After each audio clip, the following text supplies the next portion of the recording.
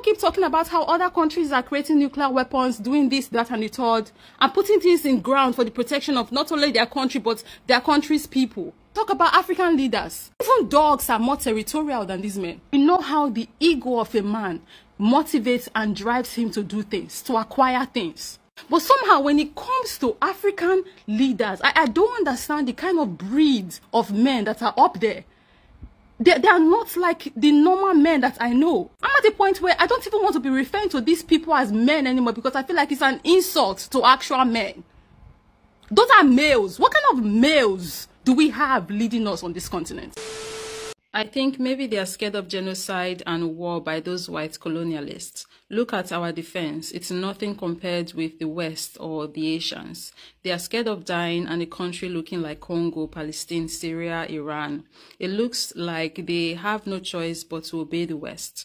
Who knows the kind of threat our puppet government gets from those white demons? Sis, I get your point, but personally, I don't think that's their reason, and I'll tell you why. First of all, sis, I think you are trying to convince yourself that our African leaders actually care about us, when their actions have shown us that they really do not care. And I also think that you are trying to convince yourself that our so-called leaders are logical, hence why they act the way they act and they make the decisions that they make. But quite frankly, judging by the evidence we have in front of all of us, these are very irrational beings that we have up there leading us. I don't know what country you're from, sis, but I'm from Nigeria. And boy, oh boy, we see some clips from their political meetings. Watching them hot. Sense where most times we cannot find it. In this country, they tell us that snake swallow money.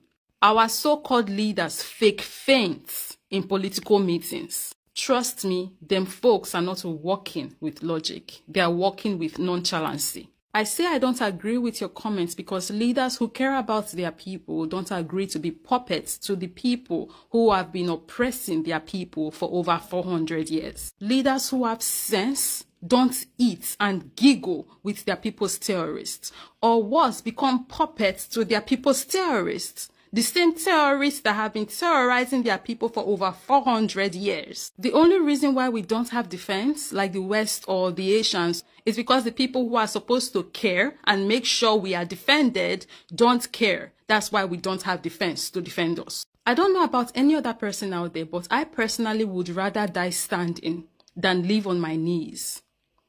It has been like 2 generations now we've had since colonization ended. That's 2 generations living in suffering. So now I want to ask, what would we rather have? We perpetually live suffering, perpetually live on our knees, perpetually live in fear of death, than actually making the sacrifices that we need to make so we can actually live better and have a more happy and prosperous life. So the next coming generations will have to go through all of this. So yeah, I want to know, what would we rather have? Let's be honest with ourselves here. Would we say we are living? Watch this video that they come make I wear my barrette.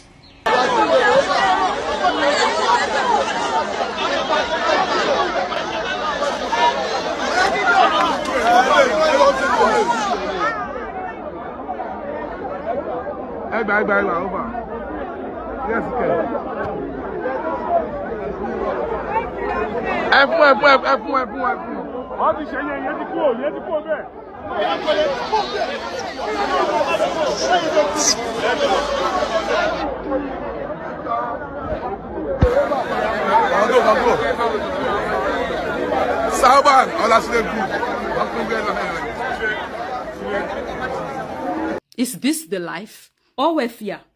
It can't be. I refuse for this to be our life permanently. Or we're fear.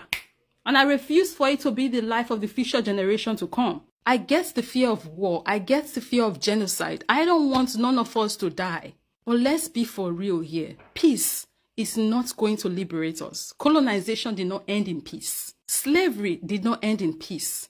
Nobody, literally no one on the face of this earth or no group of people on the face of this earth have actually liberated themselves peacefully or by praying. We got to where we are now through violence. Years, hundreds of years of violence. Where we are right now is still being maintained through violence. So there is no way we can fight this perpetual violence against us peacefully. It won't work. Remember when I told you guys that they don't care about us? Remember when I told you guys of the age bracket that consistently sell this nation out? They don't care. They will never care. And so millennials, I keep telling you guys, I've told you everything you need to know. All of us have similar upbringing. We are in a world where we do not own the future that we are currently in. Rather, we are chasing social validations. These people know that we are more active online than in person. These people texting and noise we they make because we don't even understand the runnings of this country. Look at them. Look at bread. Bread get more security past you. Bread get more security past you. That they secure the bread because of the value it stands for. That collecting, that take. We are helping you. We are helping you. This is the country where palliatives will be diverted. Will be diverted so that person go use them at the end of the year. Take do Christmas bonus. Say, I be your leader. I feed you guys. That is the level. You've seen it. You know it. You are seeing it with your eye. So stop being distracted. All this noise that you see online, you take yourself and go and participate in. You are a disappointment to yourself. It's time to ask yourself the question. How am I leading this future that I found myself in? How am I leading my life? What is it that we are doing differently from the ones before us? No, they tell yourself, say, Nigeria cannot be saved. It's only a few people that are showing this power. Look at the roads in this town. I'm starting a new series where I'll be calling the minister of this FCT.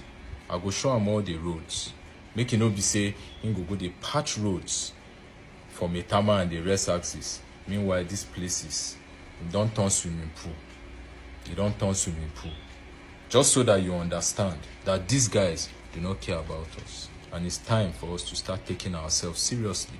Because too much noise online, no they do anything. Too much agitations, no they do anything. But coming together to say, okay, this is our life now. This is what we need to do. We need to capitalize on the wealth sector of this country, and that is agriculture. Okay? African champion, out. So if really these people are thinking, they are being logical by letting all of this happen, which I know for a fact they are not. The only reason why things are the way they are on the continent is because they really do not care. But let's play devil's advocate and say, oh, our so-called leaders are being chill and not doing anything because they don't want to, start a war or a genocide to start on the continent. If that's truly what they are doing and putting us through this perpetual generation to generation suffering, that's a very, very dumb thing they are doing, in my humble opinion. It not get how I want to look this thing. We can have this conversation from now till tomorrow, but my point still stands. The reason why we are in this shithole we are still in is because we have cowards for leaders. And it's because these leaders are mentally ill. They don't have sense. Because if they have sense, trust, things will be very different on this continent. These people don't care. Let's stop deluding ourselves that they do. Do you know how much our politicians make monthly? Have you looked into their earnings? It will blow your mind. If these people really care about the people and they are being chill on the continent because they don't want war, they are looking out for us, they don't want us to die, there won't be any what they are earning. At least what they are getting from being puppets, they would have been using it for the share and give people so that it will go round. But no, they don't care. But no, they keep it for themselves. They are the ones living the best lives. Their kids get to school out of the country. They get to go on these fancy vacays while we stay in this shithole, wallowing and praying. Abi? There's no need flogging a dead horse. The future you and I desire, these leaders can never give us. They will never give us. And that's why we are building a community where together we can successfully accomplish things, where we can remove ourselves from the matrix, where millennials and Gen Zs can build houses and build wealth for themselves, where we can recapture a wealth sector of this Nigerian economy. I'm speaking not only to Nigerians, but to all Africans, all African millennials and all African Gen Zs. The generation before us do not care about us. They will never care about us. We see what they do consistently. We see how they fumble resplendently. This is no longer the time for complaints. This is no longer the time where we'll be cannon fodder every time we're in front of every protest, risking our lives for a future that was not provided for us. We need to be able to guarantee our own future and the future of generations to come. We need to set the blueprint and standard by which this continent will dwell and lead and build upon. That is why the community is being put together. The effects of GMO is a long-term plan. And the idea is that in the future, we will not be able to grow our own seeds, but buy them. And then we will now use our resources as collateral for these seeds. I don't know if you get it. So in the future, unnecessary starvation will be going on in Africa because we do not have seeds that have replication value. We cannot replant. Every distraction you are having now is being collected. Whatever AI you see now and you think is powerful, there are more powerful AIs. What this one is doing is just capturing our train of thought, capturing how we think, capturing where our mindset is at, so that the controllers and the programmers of more sophisticated AI can build manipulation models to continue to seize power and take control. There's a bigger plan at play here. And I keep telling you there's a war on Africa, and it has been raging for ages. But we shouldn't sit down and get distracted because we've been chasing dopamine unnecessarily. I won't always be speaking like this because it's draining. Let's move towards action. Let's move from complaints towards action. What communities can do, what our numbers can do together is powerful.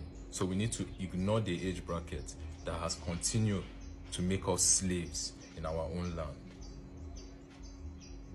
I hope you get me. All right. Before I forget, if you want to take action, click the link in my bio and fill out the community form. And also follow my second account here on TikTok, Tokma the First with a number, African Champion. Out. African leaders are not men. Those beings are something else, and we need to talk about it. We know how egotistical men are. We know how competitive men are. We know how territorial men are. We know how men like to show off to other men. We know how men like it when they're in a group of other men and they're the ones that are considered the boss, the odogu. We know how the ego of a man motivates and drives him to do things, to acquire things. But somehow when it comes to African leaders, I don't understand the kind of breed of men that are up there. They are not like the normal men that I know. Somehow all of them don't have shame, the everyday shame that we know men generally have when they find themselves in the presence of other men that are their mates, but are performing better than them. African leaders are always in the presence of men from other nations who are their mates. Sometimes they old past these men, but these men perform better than them. And they don't care. They don't have shame. They are not embarrassed. These men are not territorial. Let's keep it 100. These men are not protecting our continent. They are not protecting us as a people. Literally anybody can come in here and do whatever the hell they want to with Africa and her people. People keep talking about how other countries are creating nuclear weapons, doing this, that, and the third, and putting things in ground for the protection of not only their country, but their country's people. Talk about African leaders. Even dogs are more territorial than these men. Hell, we see them dogs. We see how they piss in places to mark their spots. These men are not marking nothing. These people cannot even pee to mark their territory. Now, nuclear weapon, we they talk about. What thing you don't see African leaders they do to protect territory? I say dogs protect territory past African leaders. A basic competitive nation, they don't have it. Somehow they are blind. They don't see what their mates in other countries are doing. I'm at a point where I don't even want to be referring to these people as men anymore because I feel like it's an insult to actual men. Those are males. What kind of males do we have leading us on this continent? There is something fundamentally wrong with this group of men that are leading us. These are not men. Men that are willing to be puppets. What man do you know in real life want to be under the thumb of another man? Like these men are the leaders of the richest continent in the world. They could have been the ones running this world, but no, they just choose to be someone else's boy. That makes no sense. It makes absolutely no sense. There is something fundamentally wrong here. These men are not acting like men, and pardon me, I just came here to rant because this thing has been on my heart for a few days now. And I cannot process it. I just cannot make sense of why they are the way they are. These men are broken. There is something wrong with them. These are not men. I don't know what these particular breeds of people are, but these are not men. Hell, these people are not even acting like everyday normal human beings, because let's put gender aside now. All of us as human beings, we all can see with our eyes. We all dream. We all aspire to be more than we are. But you reach African leaders' turn and that mentality is nowhere to be found. Leaders of other countries are constantly thinking of ways to make their countries better. Constantly thinking of ways to make their economies better. Constantly thinking of ways to make their countries richer. The one nature that men have, that we all are aware of, the ego, these men don't have it. Other men in other nations have it.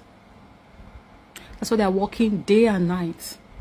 Even going about doing the most heinous of things to other groups of people so they can build themselves, and as a man boast with their countries that they have built. But when you reach African leaders' turn, the ego is nowhere to be found in action.